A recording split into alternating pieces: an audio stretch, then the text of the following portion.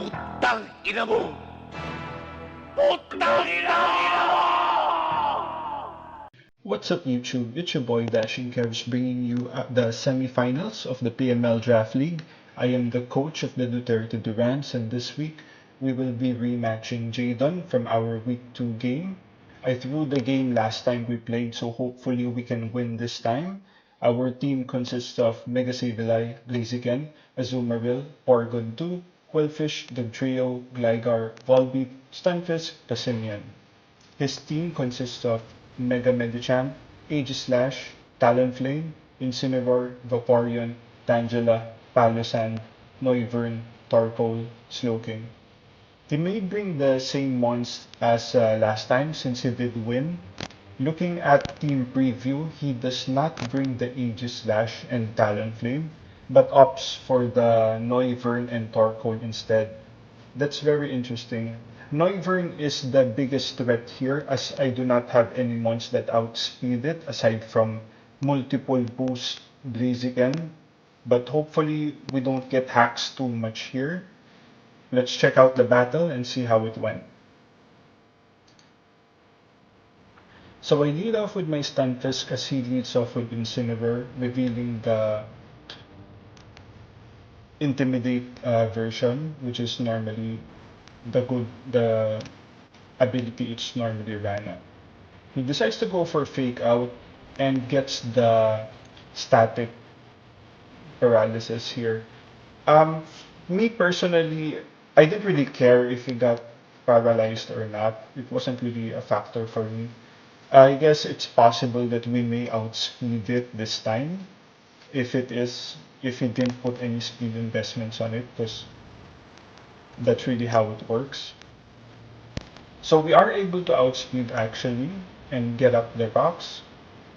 We go for an Earth Power here. Now at this point, one of the mistakes I made in this game in particular was not doing my calcs. I don't know why. I guess I was kind of too excited to play the game. So this would have told me that the Incineroar was AV, seeing as that's a stab Earth Power, super effective, and it did less than half. So this is definitely AV Incineroar, but I was kind of concerned that it was the berry version. So he goes for the knockoff instead, removing our leftovers. He switches to Vaporeon. I decided to go for a discharge just to do enough damage to the Incineroar where it does not proc the 50% berry. Because if the Earth Power did almost half, then the discharge not being super effective would do about 25%. So it will leave it just out of range. So that's why I went for that play. We go for the discharge on the Vaporeon. We deal good damage, less than 50 because he did take damage from the rocks. Gets to heal up. He goes for a protect just to heal a few more HP from lefties.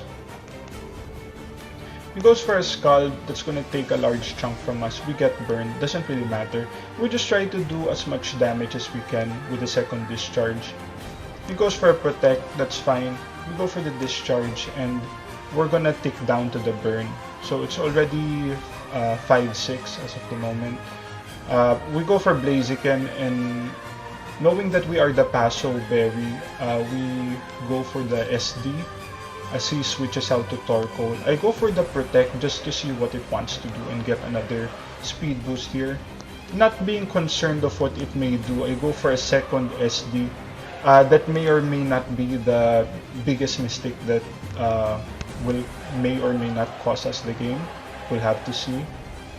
So we go for the second SD and go for a Thunder Punch afterwards, which he does live and he's able to set up the rock. So he's getting a lot of value for the Torkoal, knowing that he can just bring out the Mega Medicham in the next turn and possibly KO us with the Toxic. But since we did reveal the Protect earlier, we're gonna protect ourselves, but we still take good damage from the what do you call this? We still take good damage from the Toxic. Now at this point, I'm gonna go for Flare Blitz, and at +4, all of his mons should fall to that. So I just go for the Flare Blitz, just fuck it, just do it. And he goes for the Tangle Switch, which is somewhat of a threat as well, I guess. That isn't really a big deal for me, personally. So I send out Sableye here, which may or not may not be another mistake. I could have sent out the Porygon 2 here just to set up the Mega Evolution, as we would like to call it. I go for the Recover just in case he went for a Flare Blitz so we can heal up more HP. He goes for the Flare Blitz the next turn. We go for a Knockoff, revealing that he is the Assault Vest variant. So I may have... Well, I don't think I would have played it differently earlier because it did work out better for me, but it is what it is. He goes for the U-turn here, knowing he can sack the Incineroar next time it comes into rocks. I go for the Recover, just in case it wanted to go suicide to the Flare Blitz. At this point here, he goes for the Air Slash with Noivern. Now, I actually went for the Calm Mind just to set up on it, knowing that at +1, we could live another Air Slash. The damage it dealt there, I didn't even calc it, but I had a strong feeling that it was Specs, because it's not, I know my Sableye and it's not supposed to do that much. So it's probably timid Specs, and that was somewhat of a low roll in his case. But since we are +1, we should be able to live the second hit. So we live that. Unfortunately, we do get flinched, and that is one of the moments in the game that may cost us the game, because Sableye is useless as of this moment unless he misses the next Air Slash. That was huge for him, because Sableye if we get the setup on it at +1, we can just spam Recover. Nothing really he can do. Then we start throwing out Shadow Balls, everything falls. So that was a win condition for us. Now, at this point, I could have sent out the Porygon 2 to get the Mega Evolution, but having Noivern in front with the potential flinch is so intimidating for us, and I really didn't want to deal with that. At this point, he may have thought that I would go for a potential Destiny Bond, and seeing as he is, or he would be choice locked, there's nothing really he can do about that. He would need to switch out. I set up the T-Spikes instead here. He sends out Vaporeon. Unfortunately, our Quillfish does not have any non-water moves on it, so we cannot touch this Vaporeon at all. I just go for a Taunt just to make sure that it doesn't do any shenanigans here and is forced to Scald us, which does really nothing since we have Black Sludge. I go for another layer of T-Spikes there. That would be like the third layer already, so it's just failing here. So at this point, he probably notices that we don't have anything that can touch this. So I go for a Taunt again. He goes for the Scald, and I think this is the turn where I try to make the play. So I switch out to Porygon 2, take some damage. The download boost, surprisingly, we don't get the... Or we definitely won't get the special attack boost since Vaporeon is fully Spidef. Now, not knowing this is what I was talking about when I say I should have taken longer with my turns. The Scald did only 31.7%, and the problem with that is I could have just done the Mega Evolution as well as live the next Scald. However, that burn really made me cautious. He got lucky with that burn, so he got lucky with the second Air Slash, which was critical in taking down the Sableye, as well as that the Scald on Porygon. But if I had gone for the Mega Evolution the Z conversion, I would have lived the next one, and we can start we could start recovering up on it, and we basically just sweep the game. But instead, instead of doing that, I just go for a recover here. Um, so that was kind of a misplay on my end as well. He goes for the Medicham. I have to switch out, not wanting to take a Drain Punch here. But he goes for the Zen Headbutt, expecting that. So he's already at -1 here. At this point, I make another misplay because I really should have went for the Porygon play already here. If I did the calc, I should be living that, as well as outspeed the next turn, or at least try to recover up.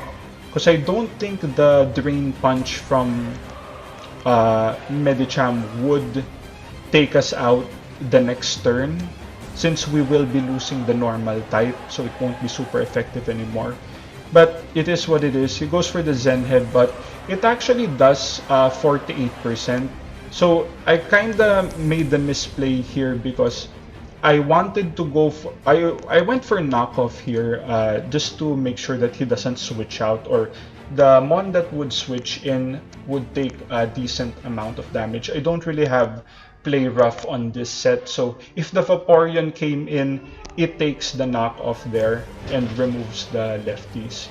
So at this point, he switches the Vaporeon here. I didn't really think about it too much, but I could have lived the Zen Headbutt if he chose to do that again. But I go for the Aqua Jet here, which is the wrong play, definitely. I should have just went for the knockoff and just kept knocking off, and we would have a chance to kill that and position ourselves better here.